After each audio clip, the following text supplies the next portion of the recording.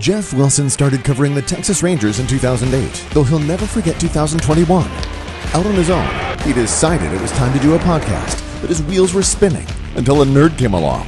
There's no going back now. Welcome to the Texas Rangers Baseball Podcast.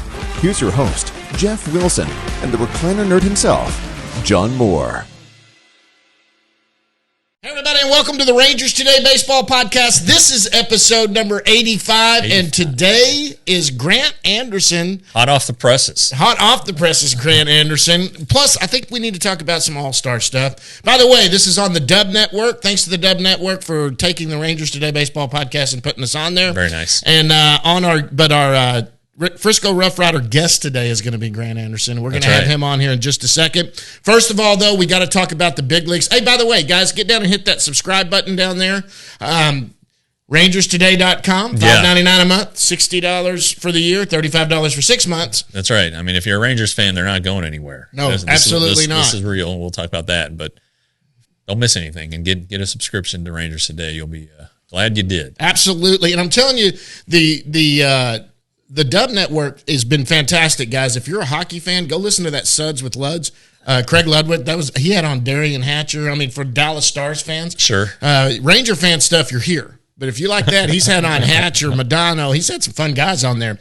All right, we got to get to a team that is playing unbelievable. Let's talk about the big league team. They're 35-20. Yeah. They're 7-3 in their last 10 games. They've lost one. They lost that last game coming out. What were they, 6-3 on the road trip? 6-3, yeah, they went 2-3 in each series, so that's obviously great. I mean, that compared to where they've been on the road. I think I did something on that in the newsletter at RangersToday.com. They went they're 13-6 last month on the road. They played 19 road games. I mean, that's a heavy road slate, and to go 13-6 is remarkable, especially where this team's been on the road. They were actually even last year at home and road. I mean, 34 wins, pretty terrible. But 2020 they went 2021 they went 24-57. 2020 they went 6-24. They haven't had a winning road record since the last time they won a division in 2016. Yeah. I mean, it's a formula. I mean, you have to win on the road to win, or at least you got to be even or there at even. They were 3 games above 500 in 2016. Now, they had the best record in I think baseball, definitely the American League. But you got to win on the road, and young teams have trouble winning on the road, and obviously they're very young, and from the last half of 2021, very young. Last year, pretty young. This year, they're not as young. They have a rookie, Josh Young. They have a young center fielder, though he's got a lot. He's been in the major leagues before, so they're doing well. The catcher, Jonah Heim, still a young player. Ezekiel Duran, who's probably going to be off the injured list by the time some people listen to this. Yeah. He's young, but... Is he not doing a rehab? I don't know. They haven't decided that yet. But they have a veteran group around these guys to support them. And then, I mean, when you don't have young starting pitchers, when you have veteran starting pitchers, that makes a big difference too. Yeah. So, but yeah, winning on the road is a necessary ingredient to being a playoff team. Well, okay, before we get into Grant Anderson, by the way, we're going to talk to Grant Anderson again. That's who's coming on here. And in his debut, which was fantastic, what's the word on Jacob DeGrom? I mean, went on to had a baby. Right. The third one, right? This is number 3. What? He went home and his wife had a baby. Oh, okay, good. Good for him. He's doing fine. On the mound stuff is fine. Right. It's the elbow has responded well to all of his latest bullpen sessions, including throwing curveball or sliders and taking a break, kind of trying to simulate 2 innings of work. It's going to come down to whether or not the Rangers think he should go on a rehab assignment. I think we talked about this last show. Yeah. Do you want to waste those bullets on, Northwest Arkansas or the El Paso Chihuahuas, or do you want to use those bullets on the St. Louis Cardinals or Astros or whoever's coming up on the schedule? So, absolutely. That's something that'll be meted out. But if you're trying to get him 3 ups and downs, could he go out and get 9 outs for you against the Astros and then bring in Dane Dunning or something like that, which may be more? I mean, look, every win counts right now. especially against the Astros. Yeah. But they don't play the Astros till the end of the month. Yeah, right. But they got the Angels coming up. They have Tampa Bay and New York on the road this month, so it's an interesting month. Most games at home, 18 at home, 9 on the road. So anyway, it's just how do you want to utilize him, and veterans do get a say, right? And anyway, we'll see. Chris Young's the former pitcher who's seen a lot of guys hurt, and he's probably seen a lot of different ways for them to come back. So we'll see what happens. Yep. Okay, so let's go to Grant Anderson. What a debut. Yeah. Good Lord. So we've been talking about this as a guy they could bring up. Hey, look, it's fantastic what he did, but let's be honest. Grant Anderson isn't going to come out and strike out 6 out of 7 batters or whatever he did over. Right. He's not going to get 7 outs and get 6 strikeouts or 5 strikeouts. That's not going to happen every time. But boy, he did look good. He threw strikes. I mean, he went after hitters. Something that this bullpen's had a problem with is walking people. Right. He came in and did it. He earned this promotion. Yeah. He earned the shot to do this, and he's come up and do it. And then you find out, I mean, I didn't realize this till after he came up and people started talking about it. He's got the twin brother who just got promoted to Frisco. So there's 2 of these guys. Yeah. But we'll talk to him about that when he comes up here in a little bit, about his twin brother maybe. But that's one arm back there, and it's not necessarily guaranteed this is a back end of the bullpen guy either. What you need is somebody to get you some outs. Yeah. Well, I mean, there's a lot to unpack with him. I mean, he set the bar way too high. Yeah. Even if he has a scoreless inning and only strikes out 1, people are going to be like, "Hey, what's going on?" Yeah. The key though is he just goes about it differently. He's not a power arm. No. Has that arm slot that's a little different. Yeah, and the delivery's got a little twist in it that makes it kind of funky, and the pitches move differently than what hitters are used to seeing. So those are all things that play into his advantage and have to play into his advantage, be it not having 99 in his back pocket. Right. But yeah, that was fun to see. He got kind of put in a tough spot there. It was the tying run was at second base when he came in the 5th inning. He didn't come in like in the 6th, and that was a huge out. He ended up getting the win, didn't he? Yeah, he got the win, and but it's nice to see that somebody whose good work in the minor leagues was rewarded. He earned it, like you said. Right. And this should be a promising signal to people down there, players down there in the minor leagues who are on the 40-man roster. Exactly. Saying, hey, all I have to do is perform. And if I'm getting outs and doing everything I'm supposed to do, the big league team's going to notice it, and the big league team's going to potentially reward me with a promotion to the big leagues. We think of Chase Lee, not on the 40-man, but he's having a really good stretch in Round Rock right now, and he and Grant Anderson are similar pitchers. I don't know how many of them you want on the roster at the same time, but he's a guy who could definitely earn his way to the major leagues just by putting his head down and doing things right. And the offside of that is that it was required to get a 40-man spot when they did it. Ricky Vanasco was DFA'd. Yeah. Actually texted Ricky last night after all of that went down and just said, good luck, buddy. And, I'm expecting great things. He texted me back, said thank you, and thank you to us for having him on. So really good guy. Good luck. I think we want him to go there and kill it and be good. Sure. That's what you want. It works for everybody. Grant Anderson kind of came here the same way. He was there was a DFA on Sajak and then going to Seattle, and then that trade came from Seattle to get Anderson here and look here. And that works. That's what it's for. When your system's deep, I hope Ricky does it and goes there and does well. Yeah. And it's a tough. The Rangers are in a tough spot. They were in full on rebuild mode. They had to protect a bunch of prospects, and now they said, the heck with it, we're going to spend some money and get some guys. So there is not flexibility on the 40-man roster, at least not as much as you'd like to see. But they were also hoping they would be good this year. Right. But they still needed to have that backbone support system of young minor leaguers who you don't want to lose. Right. And who potentially you can trade them. You can do a lot of things with minor leaguers. They don't have to come play for you. You can trade them, and it just so happened that on the numbers game, the Rangers needed a spot, and they thought that the guys on the 40 that Ricky would be the one who could get him something. Yeah. I think ultimately is what it is. Not Luis Valdez, a left-handed pitcher. Yeah, That's actually has some decent numbers at low. Yeah, yeah. And he, Ricky hadn't pitched well, but he'd only pitched twice. So, I mean, he's coming back from injuries. and you just throw that out. So it's not his numbers. Yeah. Because he had like a 23 ERA. It's the numbers on the 40-man roster. And it just didn't work out, but it could ultimately work out for him. You said, I saw that you talked to somebody, there was a ton of interest in him when they DFA. Yeah, a lot of teams inquired. Right. So they hadn't put him on waivers because they knew that they'd be able to get something. Explain this. So did LA claim him? No.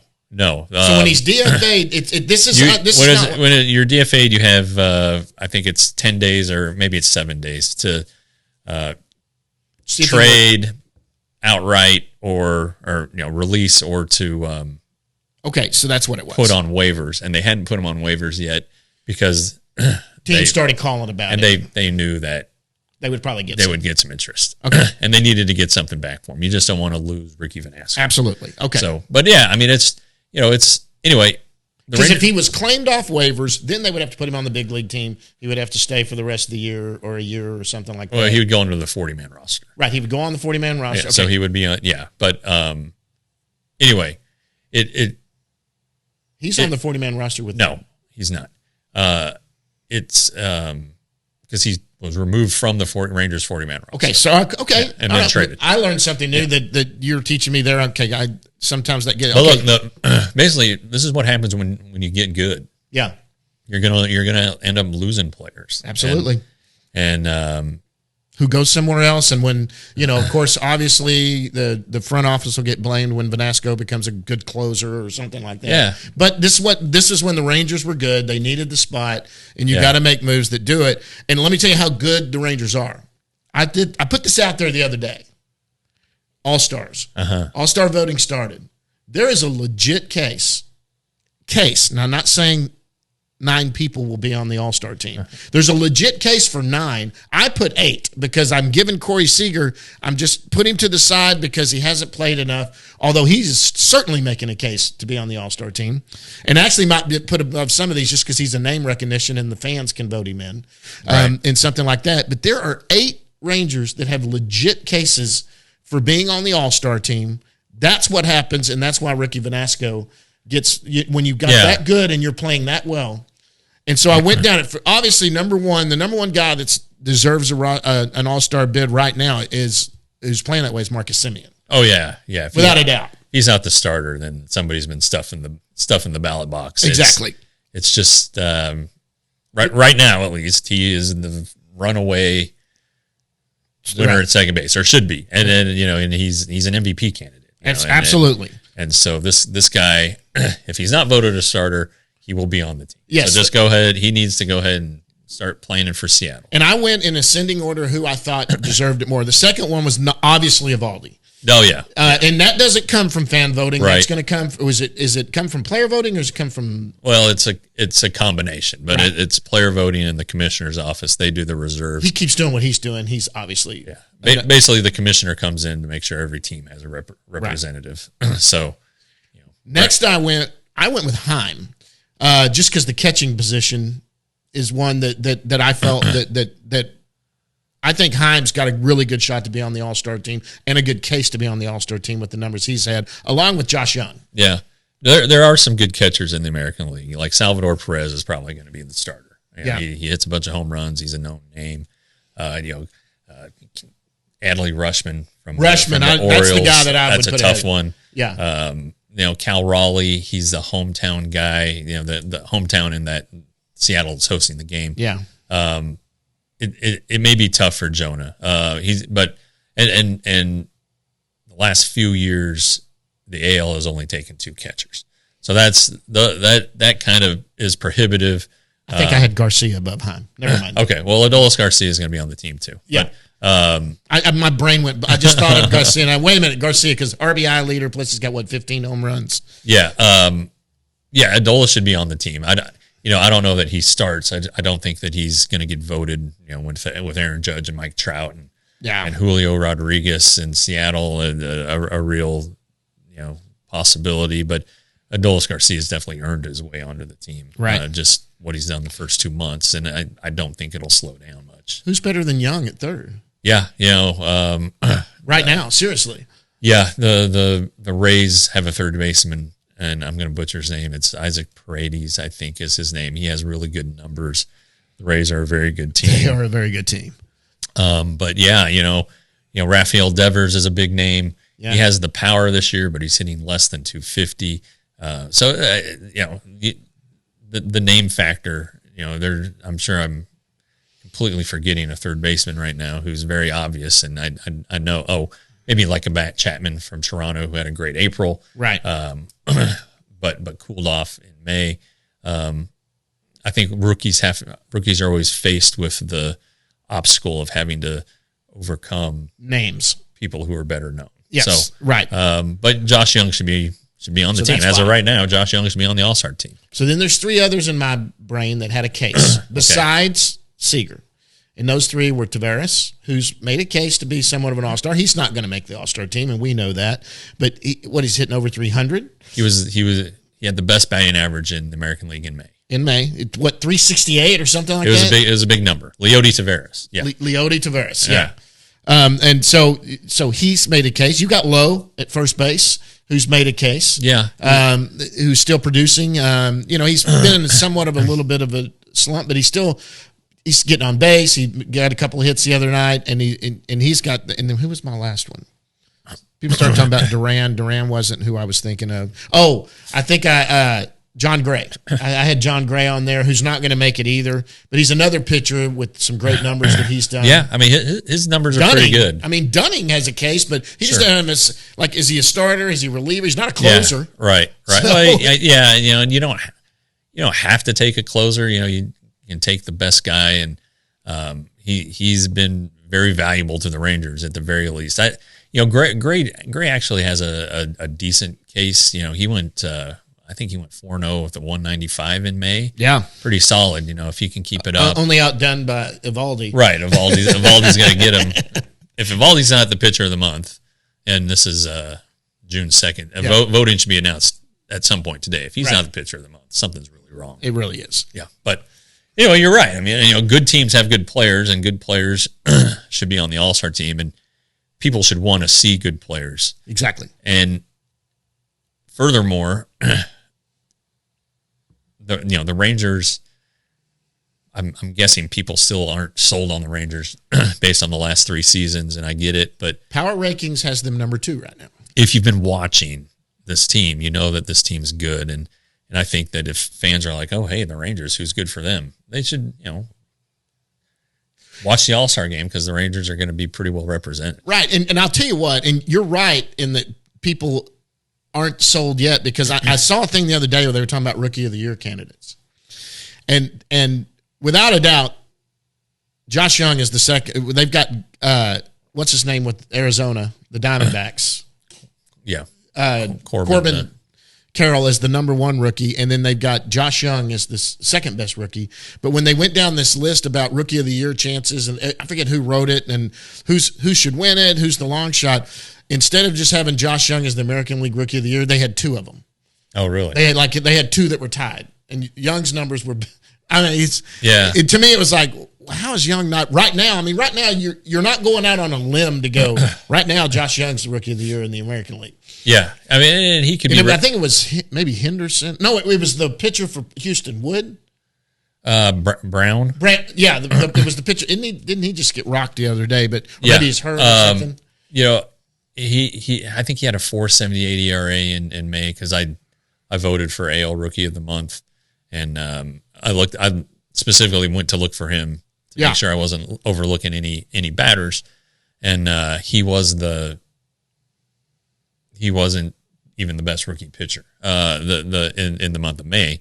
He's very good. Yeah. He is good. He's kind of the one that took the place of Verlander after leaving. This is the guy that kind of stepped into the rotation. Yeah. But the guy that could be Rookie of the Year is Masahiro Yoshida Yes, who's from Boston. 29 from Japan, where he was an all-star and a really good player. Right. But who I wanted the Rangers to get, by the way.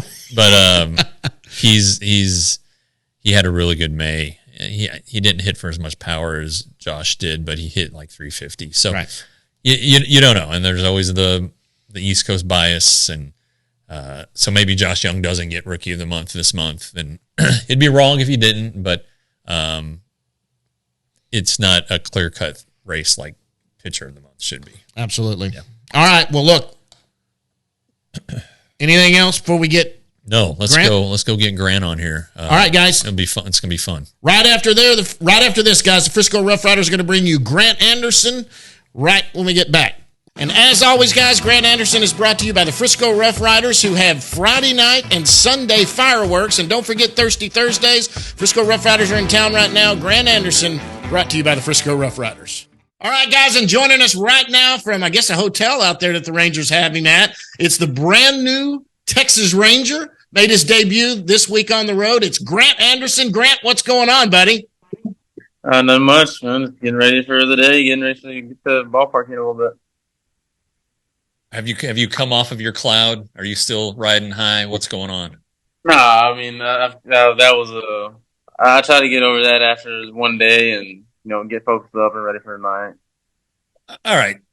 Obviously, we're going to get into you here in a little bit, but a lot of people probably their first experience with you was Tuesday night, striking out 7 of 9 batters. What was that whole experience like for you? I mean, you came into a tough situation. What was that like for you?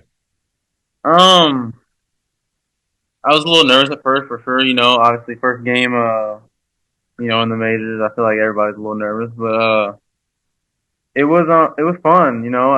That's why you like playing the game. You want to be put in those situations and get those experiences. And it was to me that's being in tight games is fun. Nobody likes to watch a blowout. You know what I mean? So it was fun, and like I said, I gotta give a lot of credit to Jonah.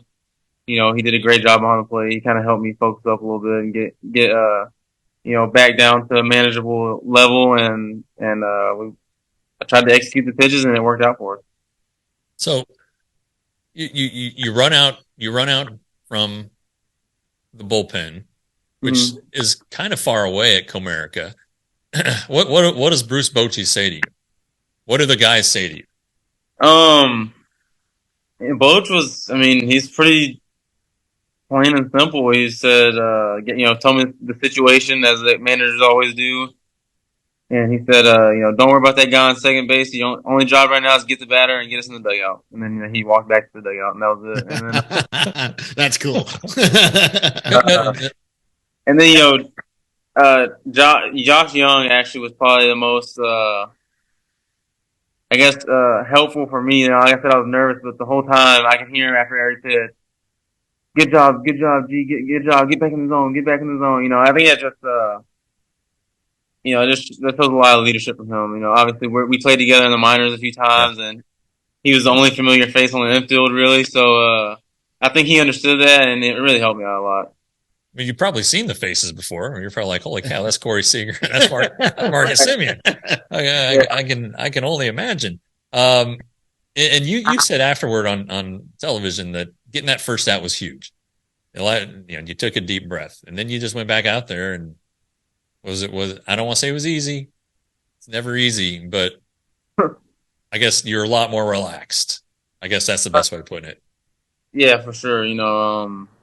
After that first one, I think that seeing the first guy you get strike out in a tough spot, it kind of gives you a little more confidence, and you realize you can really do it. And Jonah, like I said, was just, he's incredible back there. So he helped me out. He helped me get a few calls, and I studied the scouting report and everything before the game, but he helped me really put it into work. And like I said, I just tried to hit the spots, and it worked out. It's pretty interesting what you said about him getting you some calls, because at AAA they have the automated balls and strikes. Yep. It seems like you would prefer the Jonah way, the major league way. I mean, I can't. It just seems like that's a. I don't know. I don't know. How do you feel about the ABS? I don't know that I care for it. It's 100% accurate there, but I mean, the zone, they also shrunk the zone this year, you know, I think like 2 or 3 inches. So, uh, it does help though, you know, it helps coming back up here when you have a bigger zone and there's no automated zone, you know, it kind of helps you, like I said, get those calls that, you know, you throw it a little farther to the left or to the right, maybe still get the call and you would in AAA. Yeah, So that's pretty helpful in the end of the day. But when you're in AAA, not a ton of guys really like it, you know what I mean? I hear you. I hear you. So you go about it a little differently. You're not your traditional arm slot. How do you evolve into the way you throw now? When did that process start? So I got dropped down sidearm in college, Okay. and for the most part, the delivery is pretty much the same. I'm a little more turn now, but I've always had a little turn, and I've always had high leg kick and separate the hands, and so I guess I started freshman year, halfway through my freshman year of college when I got transitioned from a position player to a pitcher, and then from a pitcher to a sidearm pitcher. So you were at McNeese State. Uh-huh. Why did they suggest it? They'd be like, hey, your slider might move better. Was there any explanation as to why they suggested it? I was really inconsistent. The true freshman, and I actually pitched pretty well in the fall when they had transitioned me over because I was a catcher initially, and then they were like, you know, I'm just gonna be honest with you, which I'm thankful they were. You know, they're like we got three or four catchers there. You know, 3 juniors and a senior. You know, at catcher, the chances of you getting playing time are pretty slim. But if you want to play, you can pitch. And then I pitched, but you know, it was like first game I might go punch out the side in relief, and then the next game might give up 8 runs and not get out. And, Yeah.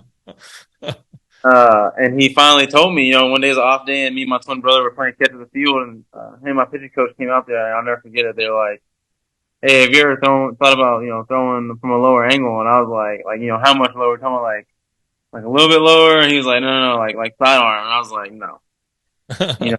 And I was, and then I got really frustrated, and I went and called my dad. I was like, "Oh, I'm gonna transfer. I don't want to play here anymore." And he said, "Look, your coach is right. They got 16 pitchers, and right now you're the number 16. So like, if goal is to get drafted, and you want to play in the majors one day, you got to get on the field, and you got to take a look in the mirror and say, is this what I got to do to be better, or am I going to run away from it and blame the coach and blame everybody else?" And, it turned my life, around, turned my career around. So, I'm really thankful that happened. And I'm thankful my team was honest with me, yeah. Let's give them a shout out. Who are the coaches?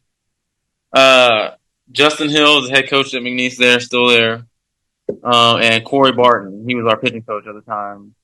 And I think, I'm going to get it wrong, but I think he's at Murray State now. The Racers. Okay. Yeah, he was, he's bounced around. He was at Rice and La Tech for a few years, but yeah. Yeah, well, both of those awesome. Guys, they really, they were honest with me. My parents were honest with me. I had a lot of people that kept it real with me, you know what I mean? And it changed my career, so. That's great.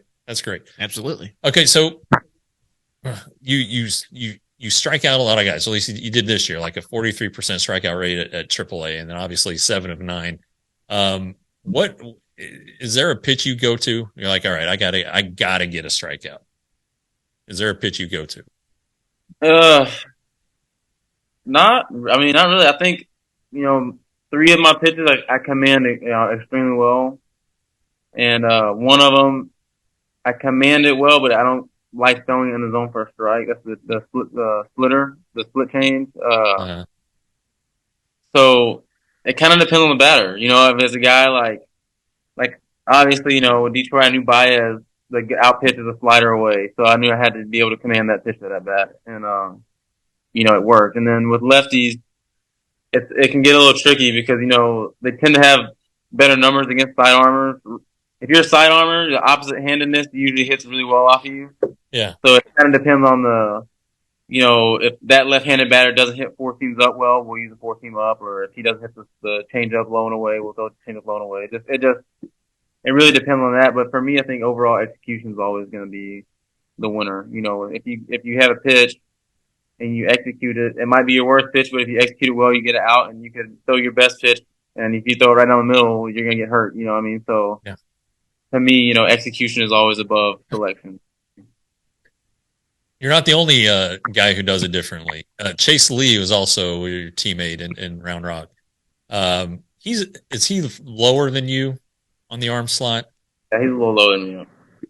But are you guys still able to compare notes? Oh yeah, we play catch together, and we're always talking about how to make this pitch better, or how to get these certain guys out and everything. He's a really intelligent pitcher, really intelligent guy, and we're always bouncing ideas off each other. Well, that's fun. I mean, I would imagine that if you're a sidearmer, it's kind of lonely. Yeah. Or it could be. I mean, I don't know, but so you've set an extremely high bar. So obviously, you're not going to strike out 7 of 9 every game. But you said you already put that behind you. So what are you just looking forward to your next outing? That's what it is now. Yeah, I mean that's the game. I mean, you can't rely on one outing. I mean, you gotta prove, especially me. I mean, that's my first game. I gotta prove that I really actually need to stay here. I need to belong here and I can help the team win. And at the end of the day, that's the ultimate goal, is to help the team win a World Series. Get to the playoffs. So I'm just worried about Seattle now. I want to we'll get the reports and stuff today and go over the lineup and everything, and focus on getting the outs when I need to get the outs when they call my name. So today is your first game, your first home game with the Rangers. Yep. Have you been to Globe Life Field? So I was there in 19 whenever it was under construction. They had like the prospect camp or something. I remember that. Yeah. We got to take a tour of it while I was under construction, but other than that, I have not been to no. You got somebody giving you a ride? I mean, how are you to get there? No, I got my truck here. Yeah. Okay.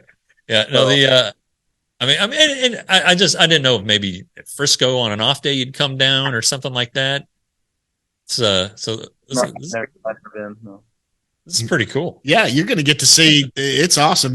For you players, we don't even get to see how cool it is. You guys got some cool stuff coming up that you're going to get to see today. And you've got a roof. That's the best thing.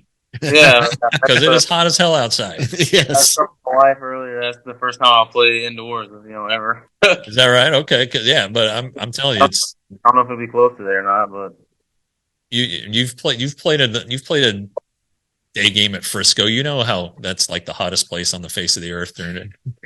You're really going to enjoy this roof. Yeah, growing up in Beaumont, it gets pretty hot and humid down there. So yeah.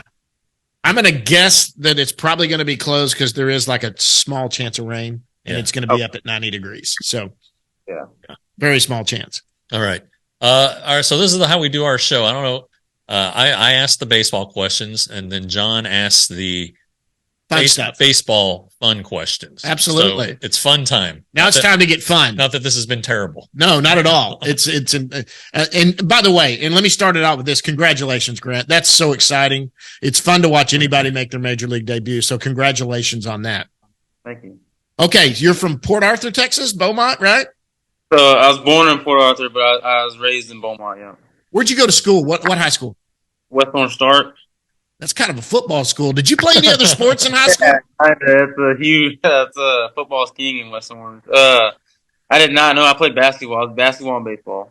And that's it. Did you play basketball through high school, or did you just concentrate baseball by the end? My dad was the assistant basketball coach at our school, so we played 2 years. But he's huge, and he said, you guys aren't, you're too short to go to college basketball, so we'll just focus on it. How big is he? He's lost a lot of weight now, but he's about 6'5", 6'6", like maybe 300 pounds. Oh, okay. Wow. He is big. Yeah. Yeah, that's why you're so well mannered. He lost a lot of weight. He's probably more like I think he's like 270 something now. He's lost a lot of weight. Okay. Okay, so you went to McNeese State. You were a catcher going out of there. Did you have any other schools interested in you? Yeah, we had a lot. We both me and my brother did, but at the end of the day, my dad, he was like, just think about me and your mom, please. We don't want to have to, drive one of us split up to go see one, and if y'all can stay together, right. Think about it. We did, yeah. Okay. Lamar's right there. Yeah, Lamar, yeah. That's one of the, but you never want to stay at home. At home. I hear you. You don't want 100%. Mom and dad popping in at any time. That's what you know. Okay, so you were drafted by the Seattle Mariners in the 21st round. What year was that? 18? 2018. So this is always a fun question I love to ask somebody. So you weren't like in New York for the draft where they have all the top 20 or whatever that go there. How did you find out? Where did you find out, and how did you find out you'd been drafted? I was in Beaumont at our house. I'm trying to think who was there. So my mom and my brother was coaching the state championship game for 4A. Jasper, Texas. Jasper was playing. So my mom and sister went there, and my niece went there, and then my dad and my twin brother were there, and we're bumpkins, so we had to figure out how to connect the phone to the TV. And, finally, we got it on, and we just let it play, and we were just sitting there, talking about hunting or fishing or something, and then. I got a couple texts from different scouts, and they were like, "Hey, be ready in the next hour." So we kind of locked it in, and then we heard it on TV. It wasn't like playing; it was just the MLB draft logo, and they had right. So that. Did you get a call beforehand or right afterwards? So Seattle had talked to me in like 3 days. Okay. They texted me like the day before the draft, and were like, "Hey, we could take you on day 2. We could take you on day 3." But I think like the Mets and the Rockies actually were like calling me every like 10 minutes. And then I think the Giants and a couple other teams were all texting me every so often like, "Hey, maybe this round. Hey, maybe this round." And finally it came up, and the Rockies guy was like, "Hey, we're taking you as our next pick, 21st round." It was like I think it was the 2 picks before the Mariners or really? after. And he texted me back. We had super slow. Like we're out in the sticks, so it's like super slow loading. And the guy texted me, he's like, "Hey, congrats! Have a great career." And blah blah. I'm like, "What the heck is this guy talking about?" Like 2 minutes later, it came up on TV. My dad's like, "What happened to the Rockies? I thought the Rockies were taking you." I was like, "I don't know. I guess the Mariners drafted me. I don't know." So was your brother also trying to get in that draft? Yeah, he was, but he had like I think one team talked to him that year, and that was it. But he got signed the next year as an undrafted free agent. So. Okay, all right. So that's what that was. Okay, so these are some fun questions coming up that I love to do. So you were traded to Texas. Mm-hmm. In the Connor Sajak deal that you were traded. Where were you at when you were? How did you find out you'd been traded? I was in Charleston, West Virginia. I don't know if you've ever been there. The Toast Man. Yeah. I've told you about him, right? You told me about the Toast Man. He's still there, I believe. So we were apartment hunting all day, and I was at this apartment complex, like. The only one that's really, worth paying money to stay at in Charleston. And, dude, me and this lady had just got into it about they were like, we thought they were scamming the other guys and stuff. And I'm like, I'm not, signing nothing until I know if I'm going to get approved and all this. And, finally, we get it done, and, we go back to the mall. It was right across the street from the hotel. And me and 2 other guys were getting food, and they were like, "Hey, we're gonna get this." I was like, "No, I'm gonna get this and go find a table for us. So I'm at the table and I put the tray down. I pull my phone out and some number is like, "Hey, call me ASAP." You know, it's all caps. I'm like, "Oh crap, I'm about to get sent down or something or whatever." And it's Andy McKay, and he called. He's like, "Hey, Grant, what are you doing?" I was like, "I'm just eating lunch." And he's like, "I'm about to throw you a curveball here." I was like, "Okay." And he's like, "Hey, we got traded to the Texas Rangers." And I was like, "Okay." And I went down. And he's like, "Well, the Rangers are gonna call you in about 10 minutes." And then I told him, I was like, "Hey, man, I just paid like $500 for this deposit. I'm gonna get the cash." You know, this is at the time we didn't have any deal like we got now. Yeah.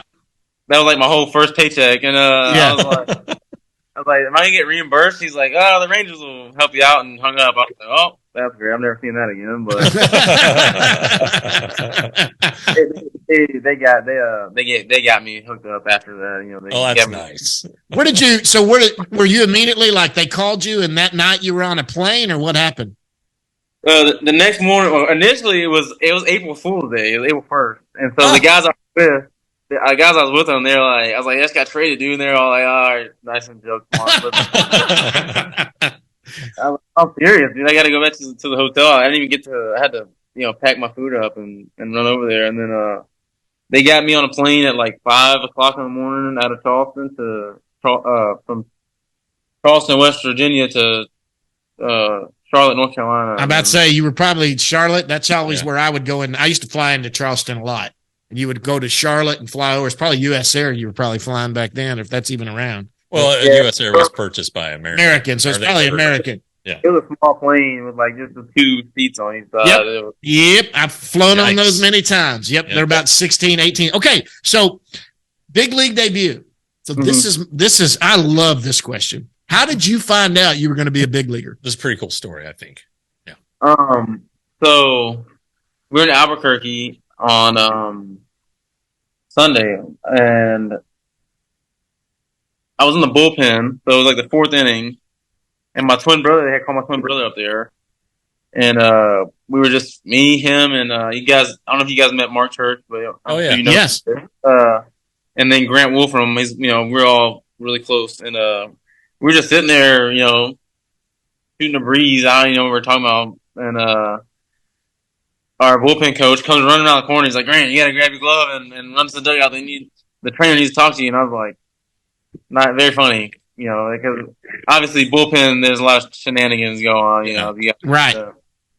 and he's like, "No, I'm serious." I was like, "Oh, really?" He's like, "Yeah." He's like, "Take the pitch com with you too." And then I was like, "All right, why, like, this is weird, you know what I mean?" And then the whole time he's like, I'm just sitting there, and of course it's the longest 2 outs I've ever had to sit through in my life, because there's 1 out, and my brother and Kurt and Wolfie were all like, "Oh, what do you think happened? You think you got caught up? Or you think you got traded?" And I'm like, "I have no idea, man. I just want to take this pitch comp to the dugout and find out." And then finally I run down there, and we came up with they were like, "Hey, give us a signal if you get called up, and give us a signal if you got traded."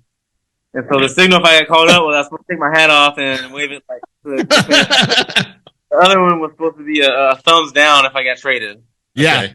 And so I run down there and I give the pitch comm to our pitching coach Borkowski, and then he handed it to Doug, and Doug was like, "Hey, just make sure you weren't fooling around with anything down there. You got to get on a plane in an hour. You're going to Detroit. You got called up to the majors." And I mean, that was like, it was incredible, because the whole team was in the dugout. We just came off the field, and it was a really fun experience. It was crazy. Did you wave your hat? Yeah, sure did. The whole Take that son of a bitch off right away.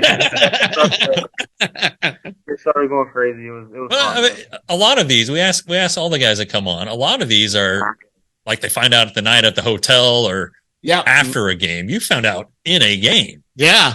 Yeah, That's exciting. I can't imagine. Who was your first call? Your wife? yeah, of course. Yeah. Yeah, she needs to know. She needs to know. And that's good. And I guess mom and dad, did they get a chance to go up to Detroit to see you? Yeah, the whole family showed up. Yeah. That's incredible. And your brother just got called up to Frisco. So Yeah, that's what I said last night. I was at the game last night. yeah, so that'll be awesome. He'll be here in town too. Maybe you guys will get a chance to get some lunch or something while he's in town. Now that y'all will be not that far away from each other. You know what? I think we've held him a pretty long time. Yeah, let's get. To I got a lot of fun stuff to ask you, but we're planning on Grant Anderson coming on this show a couple times. Yeah. So we'll come back. We'll get into next time. We'll be talking about favorite foods and stuff like that, and stuff you do in your spare time. But we'll get him out of here today. But we got to ask him the question. The question. Yeah. This is the question that we get from everybody. It's a fun one. It's what is something that nobody knows about Grant Anderson? And let me give you some examples. Jack Leiter hates peanut butter, Which you probably knew. He might know that. Who was some of the other ones? Davis Wenzel got his finger cut off when he was 3 or 4 years old. So we hear these things from that. What is something that nobody knows about Grant Anderson? And you can't say I have a twin brother because we know that.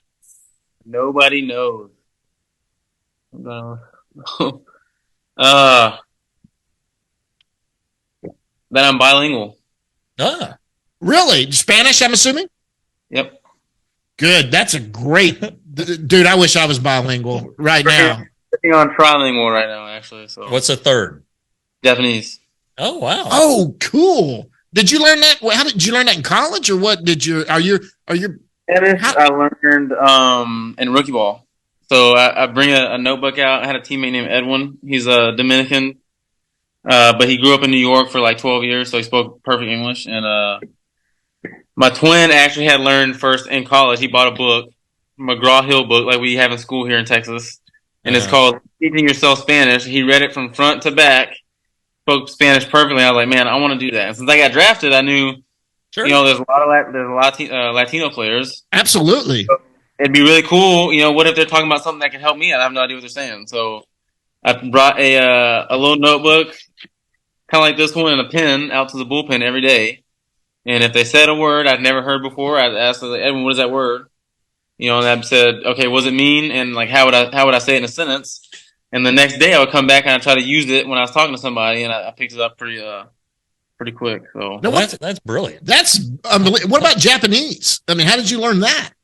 So I'm learning it right now. It's still Okay. So you're learning Japanese. Okay. So Yoshi's translator, Seiya, actually, and Yoshi himself were helping me a lot in Round Rock. Like every day we practice. And I have a notebook here. Actually, I'm about to pull out my backpack in a few minutes.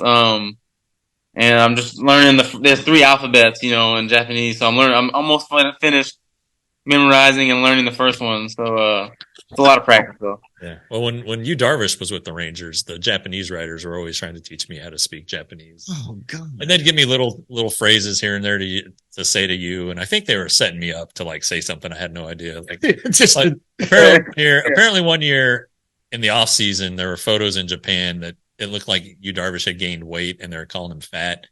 And so they had me say fat to Yu Darvish. Oh God. I was like, come on. But I had one more question. Okay. Who was first? You or your brother? My brother. I'm the baby. Yep. Oh, the baby. How many minutes? 45 seconds. Oh, dude. crap. His brother went out and he said, wait a minute, you ain't leaving me in here. I'm coming. I'm on my way.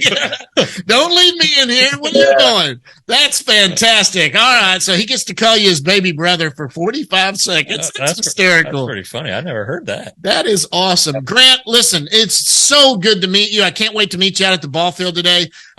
Jeff will see you in the clubhouse. I hope I get there in time for that. If not, I'll see you while you guys are out there running around and stretching. I'll be out by the dugout. So fun to meet you. Congratulations. Good luck in the big leagues. Thanks to the Round Rock Express for sponsoring. This is the Frisco Rough Riders who sponsor our guest today, Grant Anderson, right-hand pitcher for the Texas Rangers. Grant, thanks, buddy, and good luck. Thank you all.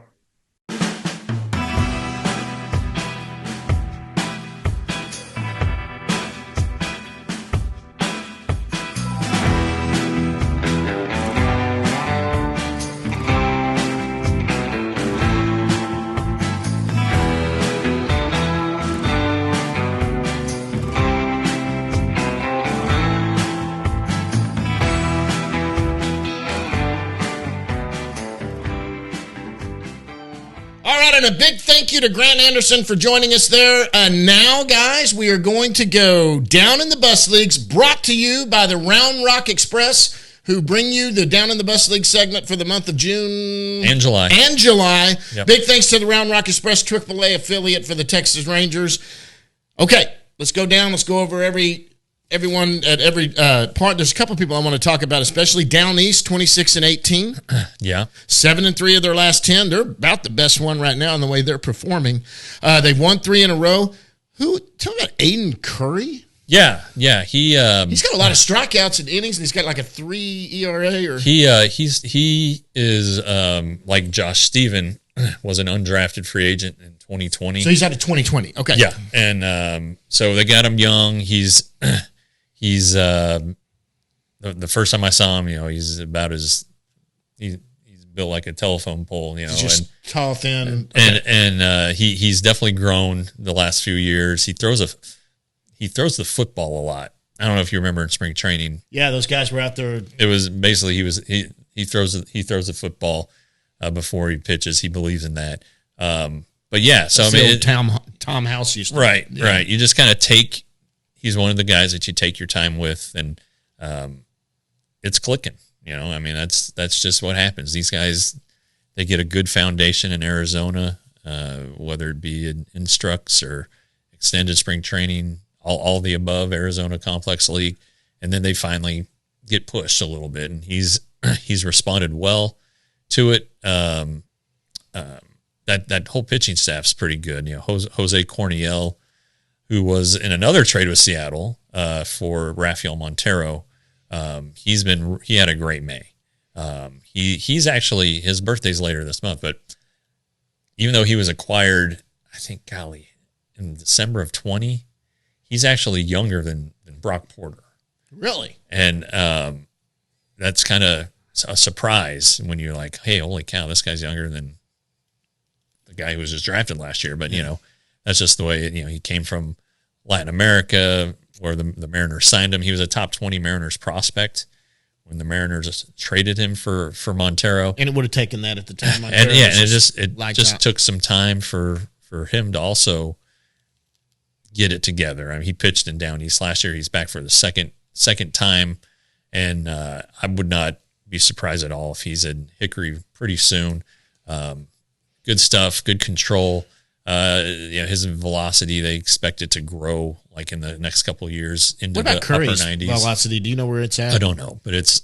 I tell you what, and I said this the other day. Someone put a video out, and it was probably Tep or somebody always gets those little videos out, and they were showing him, and his ball seems to rise a little bit as he throws his fastball. He had a good slider, by the way; it looked good, and people were trying to guess what the velo was, and they said 93, 94. I said, even if that's 93, 94, that's one of those high spin rate fastballs. Yeah, that's those guys. Like somebody that was good with that was what's his name, the left-hander that's back with the Rangers this year, that was on the Giants.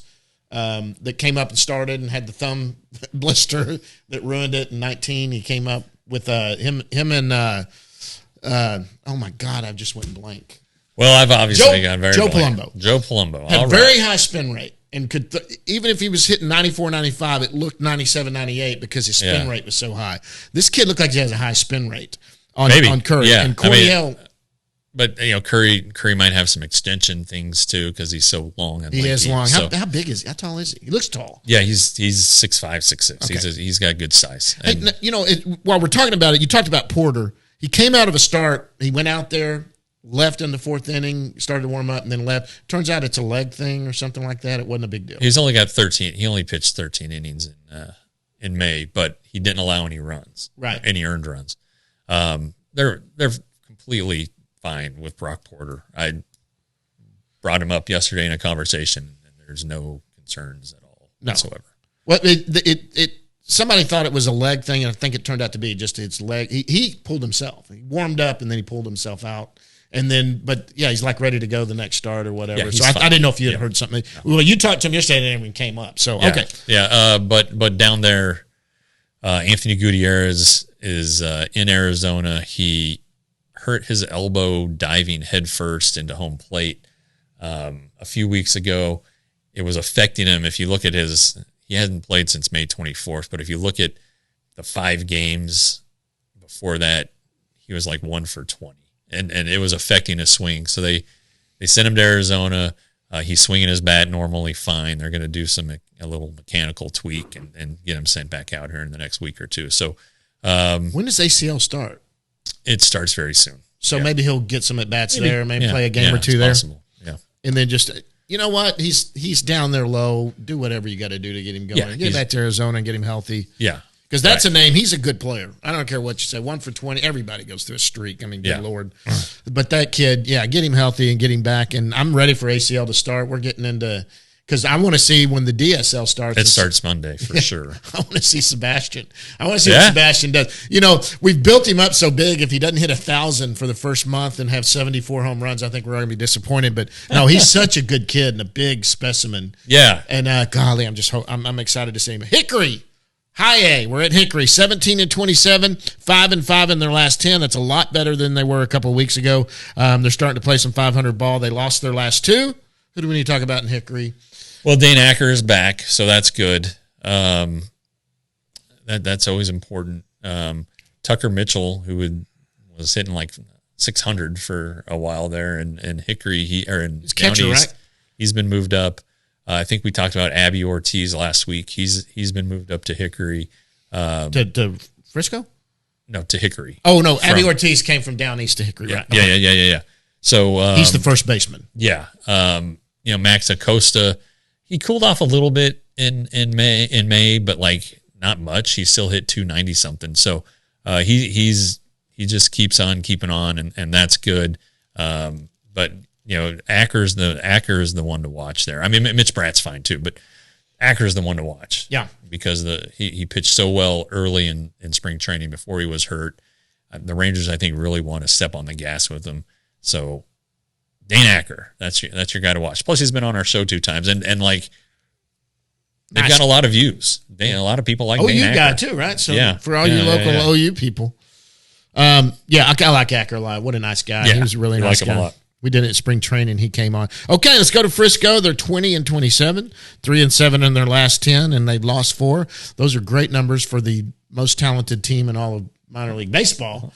But you know what? Starting pitching has not been the problem here. I think the bats have gone a little cold, sure, which happens. And relief pitchers are getting promoted and things are happening. But I tell you what, Jack had another good outing the other day. So did Owen White, struck out 5. He had did he go 6 innings, struck out 5 and didn't walk but 1 batter.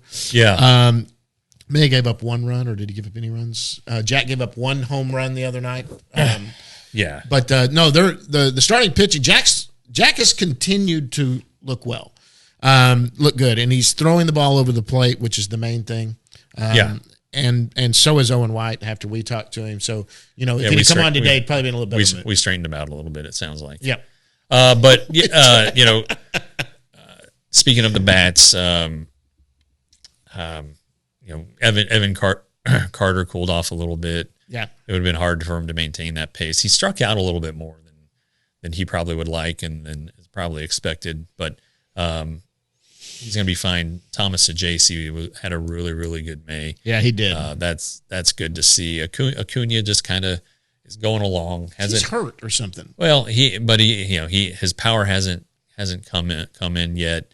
So Aaron Zavala's there. Dustin Harris, names Yeah, I think Harris is starting to perform a little bit better, and like we said last week, he's stealing bases left and right. So yeah, it's he was a minor league player of the year a couple years ago. Yeah, and and it was just a bad month all around for Frisco. Yeah. So we'll see what June brings, but the important thing there is Jack Leiter's pitching well. Yep, and Owen.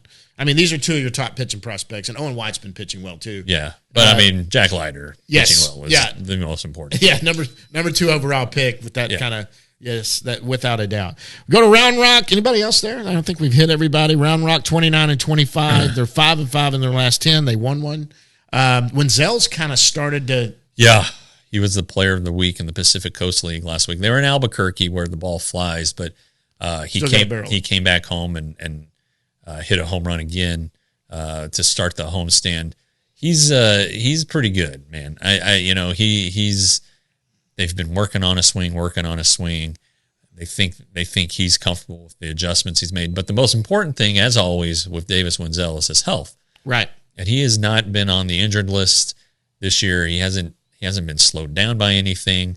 He had wrist injuries, and a wrist injury for a hitter is a big deal. Yeah. And I think Evan Carter, who's been hit in that wrist area a few times, is finding that out right now. It's a big deal. And if that's behind him, he plays well defensively wherever you put him. Right. And he's got a chance to, if he can hit, he's got a chance to be a nice big league player. Right.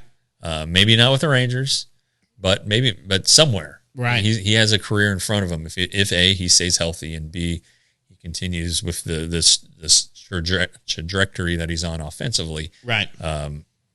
So that's good news. That's good news because we like Davis. Yeah, well, and I tell you, the guy that's really putting it together down there is Foscue. Yeah, he's been playing a lot of third. Yeah. They need to move him around a little bit. He's even played a little first base. Yeah. He's just a hitter. I mean, and he doesn't strike out. Right. He's that's great. He's going to put good contact on the bat for the most part, or on the ball. He's a good one. Sam Huff had a really good May. He's, there are names that down there who are doing good things. It's just right now they're blocked. Right. And I think for Huff, it'll open up next season. I don't know if Mitch Garver returns. Right. He's going to be a free agent. This might be the opening that Huff needs, Right. But he still has some things to figure out down there with the bat. But he's been hitting pretty well. So, and then they're all guys that have been on the show. Yeah. One thing to note, Cole Winn is in Arizona.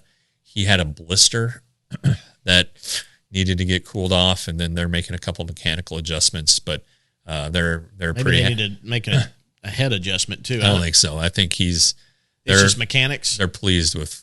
They're not worried. So they're still seeing the velo, the movement, what they're wanting to see out of his pitching. Yeah, I mean they obviously they want him to throw more strikes, and they think the mechanical adjustments will help him with that. But and maybe there is a little mental thing to it too. But I don't see the Rangers worrying about Cole Winn like some people might be worrying about Cole Winn. I'm worrying about Cole Winn. So I'm going to defer to front office, who's not as worried as John Moore from the Rangers Today Baseball podcast. Well, okay, you're close. But I would just what I hear about him is. Well, right now they're working on it. Yeah, and right now the starting pitching at the big league level is fine, even without they had Bradford, who made the spot starts, who by the way had another good start. Yeah, that was good. Now that we're bringing that up, he had a good start, and then Dane Dunning, who's filled in. So Cole hasn't been needed and not been able to step up. So you got to get him right. Yeah. And so his stuff, we know his stuff's good. His stuff was good all the way to AAA. I mean, he performed at every level. So that's good. Get him to Arizona, get him going, because, I mean, this is a premier arm if you get him. Yeah. And then you hope it's not something like Spencer Howard, who was top prospect going up, and all of a sudden, but now he's coming back too. Yeah. We're not talking big and stuff. Glenn Otto's coming back. But, well, that it's applicable because they're going to be at AAA. Sure. And if they're going to be working as relievers, which you would think at least Howard would be working as a reliever. He might be set up to be a reliever. Anyway, that's going to block like an Alex Spees, who's pitched well at Frisco. Oh man, from coming up to AAA right away. But anyway, we're down in the bus leagues, and Otto and Howard are going to be at AAA at some point here. It'll be interesting to watch rehabbing or semi-permanently until they can get to the major leagues. Well, they're optioned there, so they're not right. They're well, they're on assignment, but yes, they have options remaining. So yeah, they'll be able to come up and down as needed. Right, and Howard may be a good one for the bullpen. I mean, look, when his stuff is on, he's got good stuff. He's another one that's like Wynn. He's got the stuff. It's a matter of harnessing the stuff and getting it going right. So does Otto, by the way, who's got some good velo too. Yeah, and it'll play up in shorter stints. Sure, absolutely. Because they'll be able to throw harder and it'll not face somebody 3 times. It should play up, I mean, I had no problems with Otto last year. He gave up a few too many home runs, but he was a young guy in a tough situation, and he posted and made his start. So good for him. And boy, that trade's turning out to be unbelievable. Yeah. The only guy is Halver, who's actually performing decently. Yeah, he's the only one that hadn't made his big league debut out of that entire group. Yeah, and now what's his name? Gallo plays for the Twins. So. Yeah. Anytime the Yankees suffer that, for me as a Ranger fan, I know you're media. You're not like me. I'm enjoying it. Okay, that's fine. Yeah, I didn't know. Speaking of Otto, his wife had a baby, and then Dunning's wife had a baby. I didn't know about DeGrom. I don't know where I've been, but no, he took off. So the last word was he left the team Friday, or not Friday. Today's Friday. The other day he left the team and was going to be back Monday. To reassess his stuff, but his wife was having their 3rd child. Oh, good for her. So he flew to Florida for look, he's on the IL anyway, so it didn't hurt. Yeah. But obviously, go be with your wife. He would have left if he was healthy. He would be in Florida right now. Right. So to do that. So maybe he's just faking this arm injury because he knew his wife's about to have it. Well, that's kind of interesting, he's on the injured list, so you don't have to put him on the paternity list. Nope. And I'm sure he's got somebody he throws to down there. And if not, he can just go over to Stetson and where he went to school and close to where he lives, and might be actually in the same city where he lives, the land, and go down there and find him a catcher and get in a bullpen session and send video of it, or do it on video for the Rangers to watch, whatever. Complex League starts Monday. Okay. That's why I've been looking at my phone. All right.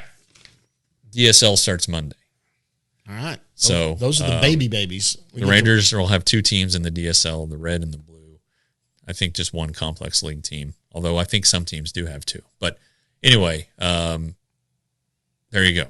That concludes Down on the Farm, or the Bus Leagues, brought to you Down in the Bus Leagues. Brought to you by AAA Round Rock. That's right.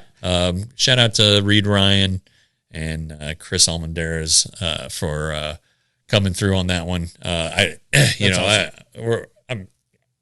I don't know how to sell this stuff, and we kind of got in on the back end of, and now we're really opening it up to selling. But we got in on the back end of the Frisco and Round Rock budget planning. So next year, once the season ends, I'm going to be saying, hey, let's do this again. Yeah, let's do it the right way. In fact, guys, we may end up going down to Round Rock for a day or something, and do a game for a couple games or something like that. Maybe record down there for you Round Rock fans that are big Ranger fans. We'll try to do that. Reed's always been a friend of the show. It's really nice to have talked to him out at Frisco. I think I think their company does the concessions. I think they do it at the big league level, and I think they do it at both Round Rock. They have a concession company that does concessions. Yeah, they have they've also bought into they bought a 25% of the San Antonio Missions, the AA team there, right? And they own Corpus Christi. Yeah, and they're trying to clean up the situation in San Antonio. It's a really not good ballpark. Josh Young has played there and as in high school. Was like, ugh, and so that ought to tell you, and I think there was talk of building a ballpark near downtown San Antonio. Downtown San Antonio is nice. I mean, so anyway, it's cool. Anyway, we'll see what they do, but thanks to the Round Rock Express for hopping on the Rangers Today train. We greatly appreciate it. Absolutely. Is that it?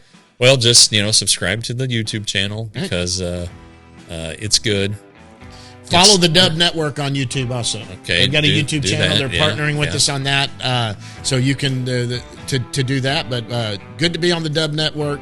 Follow RangersToday.com. $5.99 a month, $60 for a year, $35. Right.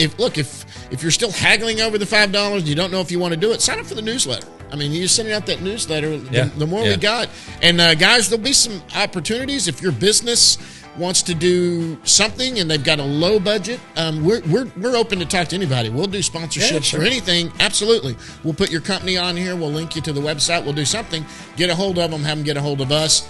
But I think that's going to be it. Yeah, that's it. Thanks to Grant. This is his first day at Globe Life Field. This is his first home game, so he's got some irons in the fire and some things that he's got to learn. And I was actually hesitant to ask if he would be available, but he said he would do it, and Good. So hopefully, maybe we'll put him at ease. Maybe we can give him some tips about the clubhouse or something. I don't know. Yeah, we'll see anyway. What we get out there today. Yeah. All right, guys. Guys, that's it. That's episode 85, 86 coming next week. Until next time, we will see you at the yard.